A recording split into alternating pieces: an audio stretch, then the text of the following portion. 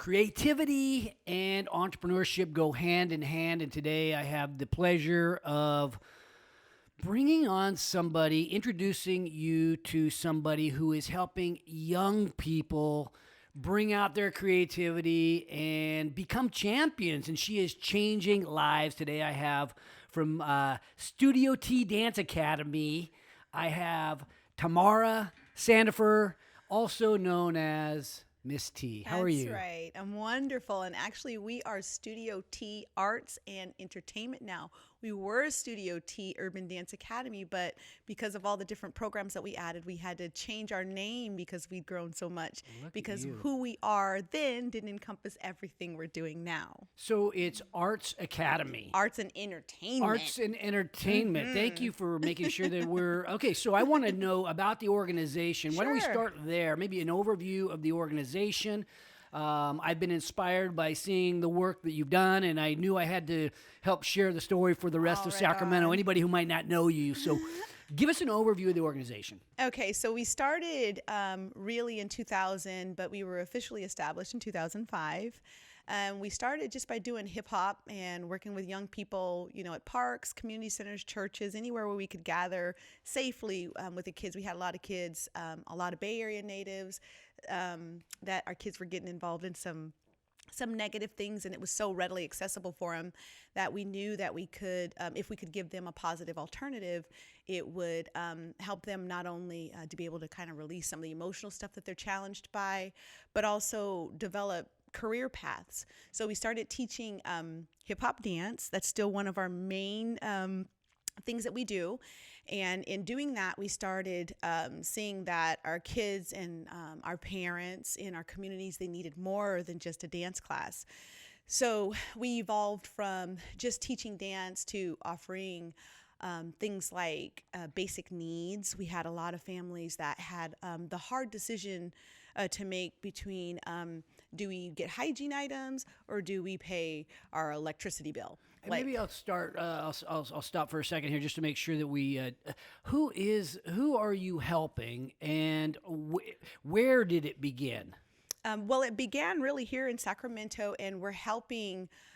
Man, we're helping thousands. I mean, we landed 2019 and serving 5,000 youth and their family, and we landed 2020 serving 192,000 nationwide. But you describe people from the Bay Area. Oh, yeah, because I'm from the Bay. Yeah. But are these young people that are disadvantaged in most cases? It used to be. Okay. So we started with our more trauma-informed youth, our troubled communities, our under-resourced communities.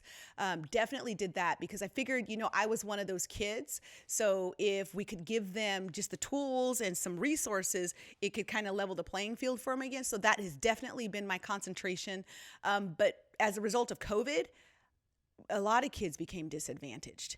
So we took the expertise that we developed from 15 years of serving specific communities that were in survival mode, that didn't have enough, that were plagued with things like third-party homicide, drugs, teen pregnancy, alcohol abuse, all of those things, took what we learned there and was able to, you know, apply it to all these other kids that were new to being traumatized because of COVID, families that were new. We had so many families that had never been in a survival mode, a fight or flight mode, because they had advantage in life. But COVID put us all on the same playing field, baby. I hear that. So we took the expertise in that, and that was a catalyst for the explosion because we don't know. We're just serving people.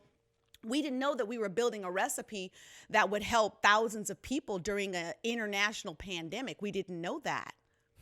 Okay, so it's expanded outside of Sacramento now, then? Yeah, absolutely, yes. Okay. Yep, we're nationwide. Okay, so I might take you back to the beginning. Take me back to the beginning. I'll go back to the beginning with you. What prompted you to start it? What happened? Was there an event where you said that one person needs help? No. I've always danced, but I never danced in a studio. That was something we did. I grew up in Richmond, California, and we grew up, us kids, there's 6 of us kids at home, My mom was a single parent, so she was gone a lot working, trying to, provide. And our form of entertainment was doing these little at-home talent shows. We didn't have like a lot of money, so we didn't have things like cable and TV and stuff. So that was how we would keep ourselves entertained. And I was always the dancer, the dance teacher. So I've been doing it for as long as I can remember. You were the dance teacher of the siblings? Yes, yes. So they all had to do my routines. And so it was a community thing too, because again, we grew up in the height of the crack epidemic. So a lot of us kids were becoming parents to our parents. So one of the childlike things that we got to do, especially during the 80s, was dance and hip hop and breaking, and all that stuff was like just coming out. And so I learned to do those things as a community gathering thing, as a safety thing, but also as an expression. A lot of the music that we make, especially in my culture, it talks about what's happening civically. It talks about the emotions that we're going through, and going through all that stuff. You don't always know the words to say what's happening to you, but you can find a song that's saying what's happening with you and express what you're going through music and the ministry of movement. So that's where it began for me. And then when we relocated to Sacramento, I saw very quickly that was a void area. We had a lot of people doing remarkable work, but it wasn't like, it was studio kind of work, but it wasn't the kind of stuff that helped us survive emotionally, and for many of us physically, that I'd learned in the Bay. So I just started doing it for free anywhere anybody would let me, just so I can get the kids gathered to see how I could best help them. So I worked a full-time job during the day, and as soon as I got off work, I have kids, we packed them in the car and we just found a park, and we got sweaty. But I wasn't prepared for summers in Sacramento. So once August hit, I'm like, this is not gonna work. So the heat and having about 70 kids of color, and we're all turning shades outside, sweating to death, that's what inspired me. And I said, well, maybe I could buy a building. I didn't know. I'm young, I think I can, fly. So I took my a second out on my home.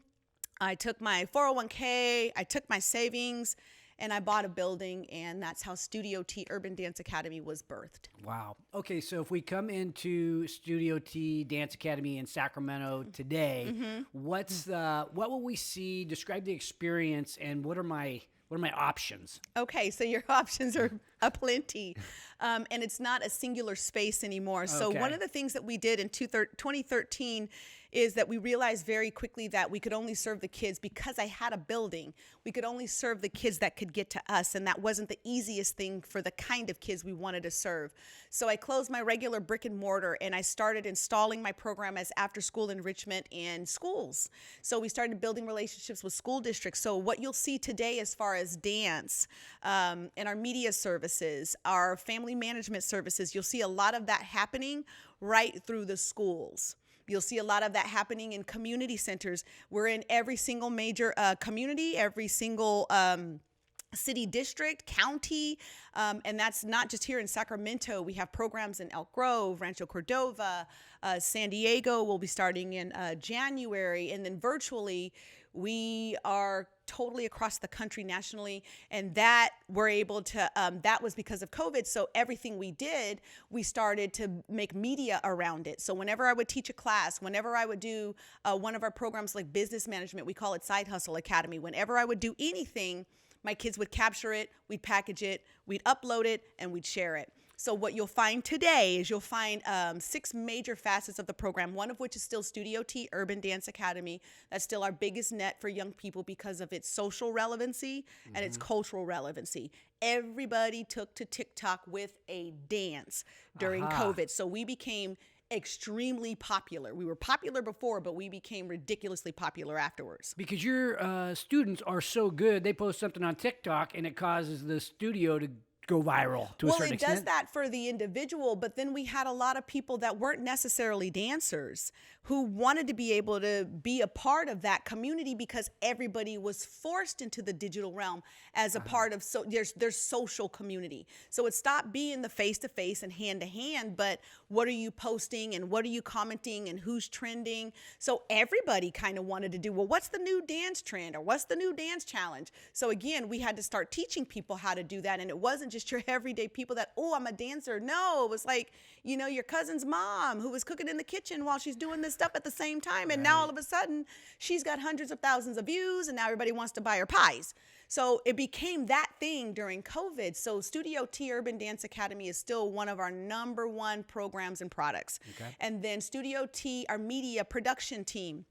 So that, again, was really a part of what we taught our kids, especially the ones that we were able to go pro. So when we say go pro, we have kids that dance with artists like Justin Bieber, Britney Spears, Jennifer Lopez, Selena Gomez, Chris Brown, the Jabberwockies, Rihanna. The list is very, very long. But in order for these kids to have that sort of opportunity, we had to get them in auditions and get them in front of casting directors. Well, when you don't have a lot of money, you can't get on a plane or jump in a car and go and stand in line for a possibility. You know, it's not a sure thing. You got to compete against 200, 300 other kids that look like you and are gifted like you. So we started to capitalize on media. I taught them how to present in front of a camera, how to edit their own work, how to make sure that they're highlighting what they do and it's visual because it's different in person than it is through video. And again, we didn't know we were doing these things. We were doing them to help our kids and it just became a thing. Wow. So we'd already done the training well during COVID because of the demand for it. It became a spinoff of its own entity within the company. So now we don't just do media content for clients. There's a triple component to it. So now we have a training center. It's our Studio T Productions, our production lab. The kids call it the lab. But anyone can come to this space. They can do videos, photos, podcasts.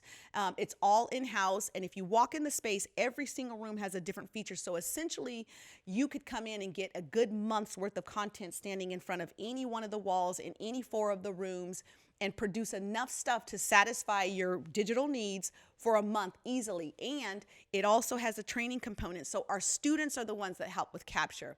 Our students are the ones that help with storytelling. And then our students are the ones that help with post-production, social media campaign management, and we constantly have a rotation of cohorts of kids that are coming through and learning this stuff and then aligning with organizations. So that's a third component. Okay, so you get the dance piece, you've got the media production, and then you have a component where a business could come in and do a podcast, make a video, and get help telling their story. Yep, and merch. They can make their own gear. That's a big thing online right now, and the kids all do that. Signage, all of that stuff. So we do all of that in that one space. Okay, that's the production lab. Wow. And then we have Pass to Class, which is our online learning platform. And originally our concentration for that was to help people to be able to dance the school sites that we couldn't get to every single week. We had budget cuts a handful of years ago for Sac City Unified, which is where we do a lot of our dance training, and we couldn't get to every site. Like, we were everywhere, but we couldn't get to every site every day. And the need for them to have what we do as a PE alternative or a rainy day recess alternative, the kids loved it so much, but we couldn't be there all the time. So I started making these videos and housed them on a platform that we called Pass to Class. You can get your Pass to Class. And so once COVID hit, like, that was something that just kind of sat dormant, or just really was there for the teachers that knew us, that we knew. We gave it to them for free. We never charged. Again, I didn't know I was building a thing until COVID. I'm like, whoa, that's a thing. So we got it to as many school districts as we can, and we never marketed it. We never did any advertising. It spread like wildfire all by itself. This teacher told this teacher told this administrator. Before you know it, we were completely across the country. And people were using the Pass to Class platform as a distance learning platform for arts, media, and entertainment, but they were also using it for professional development. A lot of our educators had to learn to live and teach in the digital realm, where they're accustomed to a kid coming to class, sitting in a desk. We have this FaceTime. Well, they had to become content developers, brand developers, and then they had to learn how to become entertainers, because in order for you to compete and hold the attention of your students, now you're competing with the NBA, the NFL, like, they're all doing this, the entertainment, movies, everybody's virtual. So now you have to compete for your client, the student.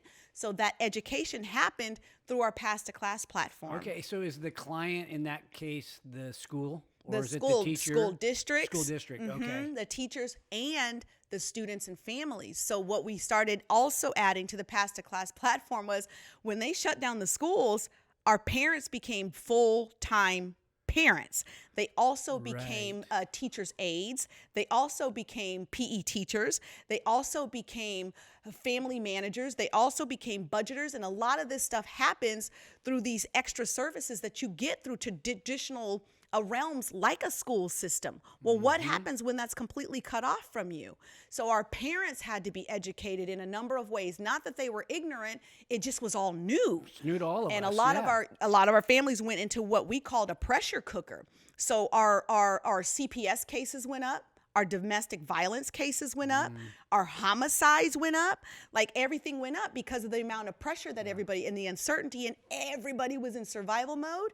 People don't know how to handle that, especially if you've never had to handle it, especially as densely as we all did during COVID. Nobody could have expected COVID, and I think we all dealt with it in different ways, but I don't think anybody dealt with it perfectly. No, my goodness. No, how could you? Yeah.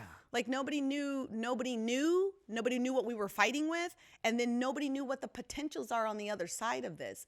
So in us building these training programs, I mean, we had to teach budgeting, we had to teach savings, we had to teach meal prep, we had to teach, and when I say we had to teach, we determined to offer our families any tool that we could that could take the pressure off of them, give them a hope, give them a future, and give them the resources they needed to be successful until we figured out, okay, well, what's next for the world? And so in developing these programs, that's our Take Control program. All of this stuff is housed on the Path to Class platform. And so it became a feeder for not just school districts, but also programs that are designed to support people in fiscal health. And again, I don't consider myself an expert in that, but I do know how to save money. I do know how to make your end meet month to month. And then I'm also a product of the welfare program, but going from welfare to, Forbes, it took some steps. So all I'm doing is teaching what the steps that I've taken that have offered these outcomes, and then working with certain cultures, certain communities, especially the ones that birthed me. Everybody's entrepreneurial. You can't make it unless you have a side hustle. And so that's our fifth facet of the program as we started Side Hustle Academy, especially during COVID, because people couldn't clock in and clock out someplace. And a lot of organizations weren't ready for the distance work or the workforce from home. And so they cut a lot of people off from their ability to provide for their families. And so having a side hustle became mandatory for a lot of people, but they didn't know, okay, how do we get started? How do we sustain? How do we make this a digital thing that feeds us? Because I can't go, sell pies at the farmer's market right now. So that Side Hustle Academy really was just birthed out of me doing what I've already done for the past 20 years here in the city, and just kind of taking, what I'm considering my cultural equity or my cultural gold, and gifting it to people so that we can survive and sustain until people figure out, okay, now where do I want to go with life? And then lastly, we did a program that's still functioning called Level Up. And a lot of the challenge that happened in a lot of communities where they got angry and they started to tear apart their own communities because they were scared and they didn't know what was going on. And the government kept saying things like stimulus and stimulus and stimulus. Well, that word didn't mean anything to certain communities, or the great majority, until COVID. So we had to do a lot of translation and a lot of education for certain communities. So what we did was we took our kids who are these experts in communication, because they live in that realm every day. And so we had them start to say, okay, baby, this is what this means. This is what the government is saying that they have for our community, our families, and here are the steps to get to that. Now let's put that in a language that this community can understand. And it wasn't just going from English to Spanish, it was going from English to English, but nobody says stimulus. But everybody understands help is coming, you're gonna get some money, and the government is gonna help us, and this is what it's gonna look like. They get that, baby, we gonna be all right. Yeah. That means stimulus to some people. So our kids were the catalyst through the Level Up program for social media campaign, merch that would say it, websites that would say it, even a series of cartoons that would express emotions and how to get through them that represented the people of the community, not just, so we wanted to do something that, that looks like me, or that looks like my mom. Right. So we used every possible medium that our kids could come up with, just so that we could become translators, so people would know and be informed about the help that they could get access to, and what was going on politically, and how to be safe as far as their health, is concerned. Because a lot of, in the beginning, people were like, well, I don't need a mask. Well, no, baby, yes, you do need a mask. And then we work with kids from the deaf and hard of hearing community, and they dance. And so we had access to that community already. Well, once they started doing masks, they use, they see. That's how they're able to, they can read your lips, especially if people don't know sign language. So once everybody masked up, that specific community, they needed servicing. So we did what we could to service that community through motion. And that's what, that's what dance is communication through motion. So it was an easy transition, but all of that happened through the Level Up program too. Yeah. I think the last time I saw you, we were at Kevin Johnson's event. He started a venture capital fund called Black Capital, and I happen to be an investor there. And we were at this event, and Kevin did it, and I don't know if you were inside because I saw you outside afterwards, but your team was working the event. And yeah, doing I asked a a great question, and he brought him up on the stage. Yes, yeah, they got to work. But he broke down with his panel. Venture capital. Yep. He broke it down into kind of like layman's terms, right? Sure. Most people don't really understand what venture capital is, and we were in a community that it was really new to this particular community. And I love that we are recognizing that we need to do that. Absolutely. And Kevin did a great job. So what was the purpose of you being at that event? You were working, your team, your students were working the event. Yep. And the purpose in us being there is, number one, I have to keep exposing them to things like this. That's not necessarily something that I can teach them, but it's still something that they need to be aware of and have a good, firm education in. And sometimes that doesn't happen in an academic space. Sometimes that happens by talking to you and you say, oh, no, not like this, like this. And I find that our young people learn better like this than this. Than a book, or better lecture. Talking to somebody and asking, especially in those environments where, hey, there's no dumb questions. We all start somewhere. Absolutely. We got super smart people, Yep. great creativity. They just haven't been exposed to, some of this terminology. Exactly. Really, it's exactly. And I think you'll find that our young people, they're more into that. So when you start thinking things like Bitcoin and NFTs and venture capitalists, like they're into that stuff. I have kids that we download that Robinhood app, baby. Come on, let's study this stuff out. And you tell me here, Misty, here's $20. We're going to find which one. So a lot of our kids were able to kind of tap into that kind of thinking and that kind of practice, especially during COVID. How to make your money work for you. How to make your money work where you don't have to work yourself to death. Those are all things that happens in certain cultures and certain communities where you work until you're dead, and you don't know how to take that money and make that money work for you. And that's a narrative that we're constantly building in our thinking, especially with our young people, especially our young people of color, because culturally that's not a taught thing. That's a caught thing someplace else. Okay, give me an example. You're teaching entrepreneurial principles to a group of people that are naturally entrepreneurial in the way that they think. They just haven't been exposed to venture capital or entrepreneurship. Maybe the way I was exposed to it growing up. They haven't been exposed to those terms. Yeah, but the phrases. Yes. But they're entrepreneurial by necessity or by the culture that they were brought up in.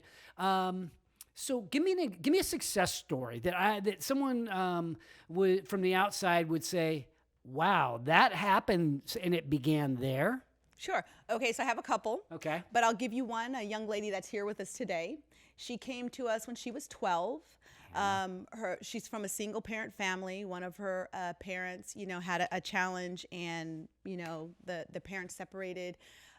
She really, when she came to us, she had a lot of emotional challenges. She wouldn't talk. Even when you do roll call in a dance class, she wouldn't say her name. And over the process of her not just being in the dance class, we taught her things like her work ethic, serving. That's a very important thing, that you don't just show up to do a job, you show up to serve your community. And in her learning that, of the thousands of people that we service, she's a major catalyst for how we serve them and who's in position to serve. Additionally, she works with Studio T Arts and Entertainment, but she also has her own business. She's a DJ. She goes all over the place and she does DJing. She does DJ schools. She teaches and trains people. She mentors tons of kids. In a week, She also is debt free. She's a full-time college graduate, and she has a communications major and a dance minor. Did I flip it? Dance major, We're talking communications about minor. Hannah, who's standing right over to my right. When you hear this, what do you think? And I'll translate it because I'm closer to the mic.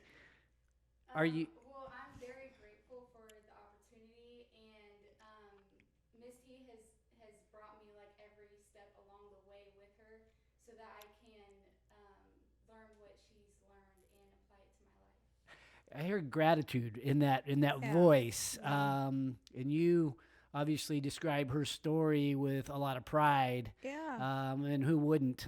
She started with you when she was 12. And now she's like 24. She'll be 25 pretty Oh my soon. God, she's getting Quarter old. of a She's an old century, lady. baby. All right, so that's one story. Who's That's somebody one. who has got a side business, but is also working alongside you too at some level. Yes, and she's very impactful in her communities. What about these people that are working with Justin Bieber and all okay, that? That so- just sounds like outrageous to me. That's awesome. no. Outrageous, like in a great way. Well, when you have a gift, Yeah. I'm taught that your gift will bring you before great men, great kings. And so I teach my kids, look, you're gifted, baby. You don't have to hide that. So we're going to show you how to use your gift. Stay humble. But we're going to show you how to use your gift, monetize your gift, and then use your gift to transform not just your life, but the lives of people around you. So I would say my first young person out of the gate in all of this was a young man named Jonathan Rayban. And he, again, he's from Oakland. We met here in Sacramento, taught him how to teach and dance and this and that. He did all the stuff on the circuit. But what his breakthrough was when he went to Los Angeles, a number of things that a lot of young people miss when they go there, and it's how they can get lost in the thick of things and not know how to sustain in the business, is that you don't treat yourself like the product. You don't treat yourself like the brand. You treat yourself like someone who comes up, does a dance, gets a check or a Happy Meal or however you get paid for your work, and then you disappear. Well, it's always been my practice to teach these kids the entrepreneurial aspects of business. So they are the brand, another dance brand, because really dance didn't become a standalone brand. It's always been an accessory brand to music and movies, but it became a standalone with things like America's Best Dance Crew, So You Think You Can Dance, America's Got Talent. Now you can watch a dance show, and it's a standalone form of entertainment that someone can have a very full-time, a very well compensated, very well paid for career in. And it doesn't have to just happen in a movie or in a music video or on a stage. Now it can happen at home in your kitchen with a phone, like a young man that we found in the front of a grocery store with his brother, Keita the Great. And he won So You Think You Can Dance when he was 14 years old, completely changed the trajectory financially of his family and himself. And he's still going strong since he won that competition. He's touring everywhere. But again, he's not Leon Burns. He's Keita the Great. So making sure that these kids know that they have to manage themselves like a business. And that requires work ethic. That requires discipline. That requires managing your money and knowing what you're reading, knowing what you're signing, and don't sign it. That's a very important thing, because a lot of times when you come from an environment where you're constantly in survival mode, you just want to eat. Well, I teach my kids absolutely not. We're thinking about 5-10 years from now. If you take this opportunity, is this really an opportunity, or are you just hungry for the moment? So just training them in that kind of stuff. And then brand management, making sure that they understand that this is a package that could potentially help not just me, but my family and my community. So the give back piece is also another very, very important piece. Yes, we get to work with people that that the world calls celebrity, but these celebrities are choosing to work with us. So I tell them, your gift is just as important as their gift, and this is a partnership. So you make sure you go into every opportunity like a partner. You give your part, they give their part, and everything keeps working together. And then I always make sure that another major piece part, and whether it's the celebrity, because we do work with a lot of people that are, celebrity, but what's really huge for me is it doesn't matter how many people you have following you, how many lives are you changing because of the celebrity you've been gifted. So that whole give back component, and I'll tell my kids, and she'll verify that, Hannah standing over there, because this is something that I ingrain in them. I'm going to do this. I'm going to give freely to you what's been given to me. I'm going to teach you everything I know, but I have one expectation. You're going to find 20 more kids that were just like you, and you pull them out of the pit. That's the only repayment I want. And that's, I believe, is what's attributed to the success of my young people, is they don't think about me. It's not just me. It's not just I. It's not singular. It's okay. Now I got to go back and pull out another one. I got to go back and pull out another one. And that's what's gifted them their staying power in the industry. One of the things I see in entrepreneurship, and you have to see this because it's part of life. Some people don't know that they have a gift, right? They haven't discovered it yet. They might even think they are ungifted, but yet they just haven't discovered it yet. Yeah, that's the truth. What about the person who doesn't have good coordination? Let's say someone like me who, look, I am not gifted on dance, but I might like it. Yeah, sure. So, okay, number one, everybody has good coordination, and I can tell you that. Anybody can dance, and I'm gonna prove it to you right now. It takes the same coordination to dance that it does to walk. So if you can walk, do you think right foot, left foot, right foot, left foot? No, you just walk. We're all designed for it. Your heartbeat is rhythmic. So everybody is born with the mechanics. You haven't talked to my wife. No. If you've ever seen me dance, I'm the guy that should not be dancing. You're the guy that we really want to dance. I'm the part of the comedy dance area. No, you're the person that doesn't have a script, but would probably move from enjoyment and fire and passion for what you're hearing and what you're feeling. Those are the kinds of people that I enjoy in consuming in whatever they're doing. I don't need to see somebody do some box moves that they learned out of a box. I don't need that kind of stuff. I want someone that's feeling and communicating what they're feeling through movement. And most often, it's not scripted. And for some people, it's not popular. I don't care about popular. Come on, baby. Tell me what you think. Tell me what you feel. Tell me what you know. Tell me what's true to you. And I find that most often when we get people to tap into that, their shine is easy. They just need to know that if your shine is different, it's okay that it's different. And you can shape it into whatever you want. Everybody is born with a gift. Nobody is not born without a purpose. Everybody is purposed that you're here. No one's here by mistake. No one's here for nothing. We all have a piece to this big puzzle that makes the whole world keep going around. And that's what I know is a truth. So whenever I can get people to see that, you're already doing your it thing. You're doing your it thing since you're a kid. No one told me, T, you should be a dancer. I always just danced. And I always just helped people dance. And I always just helped people that were in trouble. I was born with that. Somehow I was wired for it. He created me to do that. And I just do it on a larger scale, but I've always done it. Everybody's born with their it, and helping them to discover their it. Typically when I do that is I have them throw out everything that they think they learned. I have them throw out everything that they think they're supposed to be. Baby, what sets you on fire the moment you start talking about it? That's your it. Yeah, I love that. That applies to all of us, no matter what we are doing. So you've built this business, and my first reaction is, oh my gosh, you've started too many departments. It's funny. It's a lot of different things that you are focused on. But maybe that's obviously it's working. But what's the biggest challenge that you've had in? Obviously, we ran into COVID. We all ran into a challenge. You saw it as an opportunity. You've got these 6 different divisions, scaling thousands and thousands of people. It couldn't have been easy what big obstacle did you have to overcome to really bring this together? I would say I don't necessarily think in terms of challenge or obstacle. Everything is an opportunity. And so I would say that there was more demand than I was ready for in the beginning of COVID. So I had to train very quickly, and I had to deposit the heart of what we do and who I am and how we serve into as many team members as possible.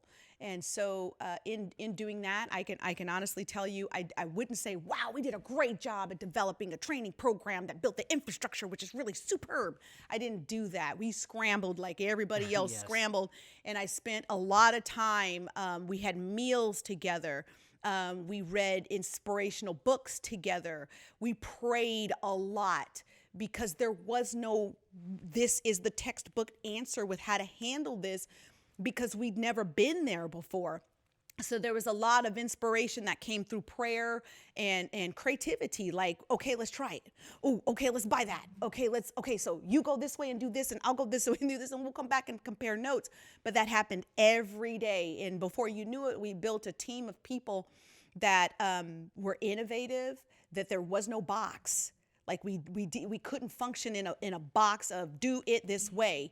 In fact, we were building this jet while it was flying thousands of miles an hour, you know, breaking barriers and doing things that we didn't see anybody else doing. And in my mind and in my heart, it was never a thing like, can we do this, or should we do this, or is this going to be too much if we do this? It was we have got to do this, and somehow, some way, we're going to find the money. And we're going to find a way, because if we don't, this base of people may not make it. So it was never optional for us to do what we do. It was, we're doing this. We just got to figure out what it's going to look like as we do it. Success is not an option. I love it. Okay, so long term, you've been doing this for a number of years, and obviously you've had these breakthroughs recently. Tell me get out the crystal ball if you don't mind. And know, like, what do you want to do with the organization? Because it's a platform that's got real value to so many.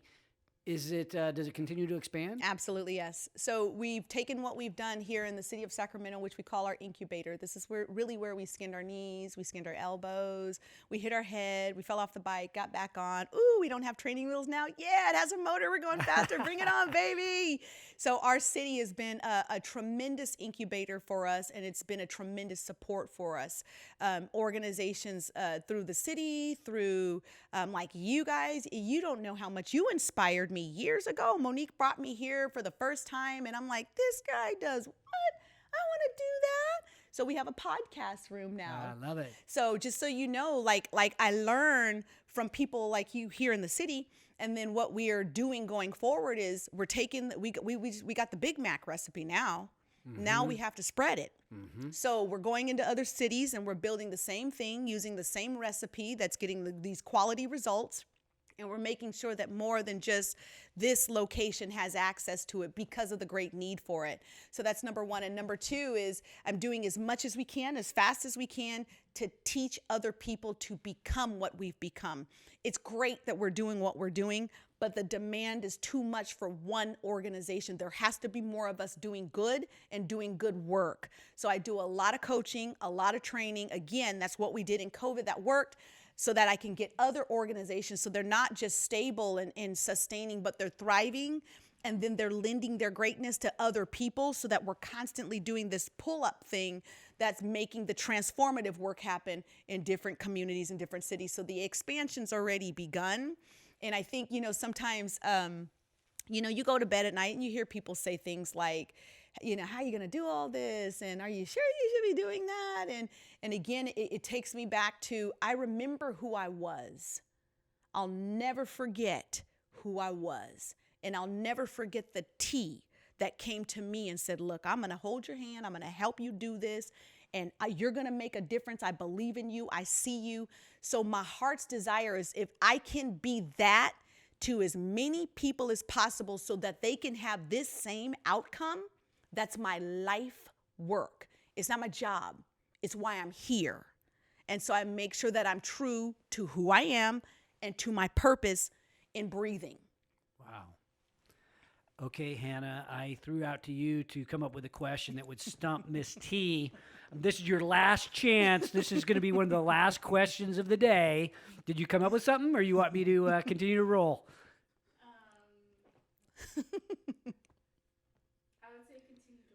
Okay. Continue to roll. Okay. So one of the things that I think is important, because there are people that are listening to this going, I am inspired. I want to be like her. Advice to somebody who's thinking that way. Hey, I want to be the next Miss T. I want to have my own organization that changes lives and helps people find opportunity. I would say to you that, number one, there's only one Miss T. And I say that from a place of humility. And the reason I say that is I find that we have a society where people want to copy other people that they think are successful. And I believe that everybody can be successful, that we live in a big enough world and there's enough resources where everybody can be successful. So my advice to someone who says they want to be inspirational or they want to do something or embark on something that's going to be transformative for themselves, their family, and the communities that they live and serve, I would say get started. Stop talking about it. Step one, go get the paperwork and get your business. What's your business name? Get a yellow notebook or a spiral binder or a composition notebook. Write your dreams, write your ideas, write your goals. Get all of this out of your, oh, that's so cool if, or maybe I could, or Step one, get started. And sometimes it's as simple as get it out of here, get it out of here, get it on something tangible, because I'm taught if it's not written, if you don't have a written vision, you can't run with it. It's like a map. You're not going to go anywhere if you don't have a written vision. So again, vision boards, things like that, those are key to me. I have vision walls and they work. But I would say get started. Stop talking about it. Don't talk about it. Stop. And then don't talk about it to people that are not going to be your encourager, your cheerleader, your inspirator. A lot of people tell me, T, why don't you get a real job? I can't tell you how many times I heard that when I told them I'm going to do this dance thing full time. You should get a real job. I'm like, this is a real job. Like, I wasn't asking for you to tell me why I can't do it. So just be mindful of who you share your written vision with. So if and align yourself with people that are not going to tell you, okay, jump off a cliff and spend all your money. Don't do that. But if you have your written vision and you're taking your step, see if you could find someone that is doing it. Again, I like to keep my door open and I like to keep my cell phone on all the time.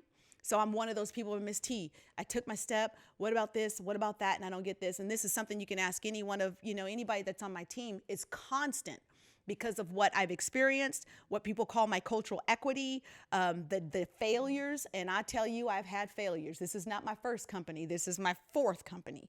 So I've had failures, like big old fat on like the news and in the newspaper. Whoa, that was an epic. So I've had those things, but you talk to the people that have had those things. If someone's, I got into business, I made this, and it was so easy, run from those people. They're not honest. You talk to people that are successful in business, but are willing to tell you where they missed it, where they didn't get it. So I think it's really you taking a step, writing it down, and then aligning yourself with people that are honest with you about what it's going to take for you to do what you say you want to do.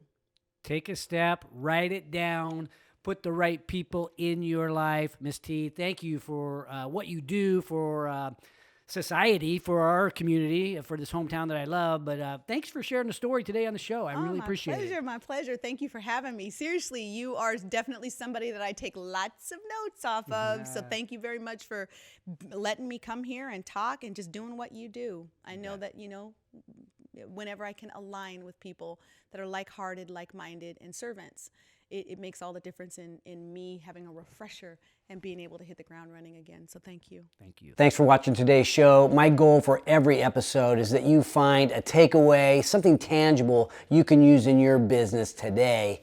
And if you have a comment about a favorite takeaway, feel free to put it in the box below. And if you have a topic that you'd like me to bring up on the show, don't forget to let me know. And also, don't forget to subscribe to our YouTube channel if you want to learn more about entrepreneurship. Because at Haney Biz, we are always by your side.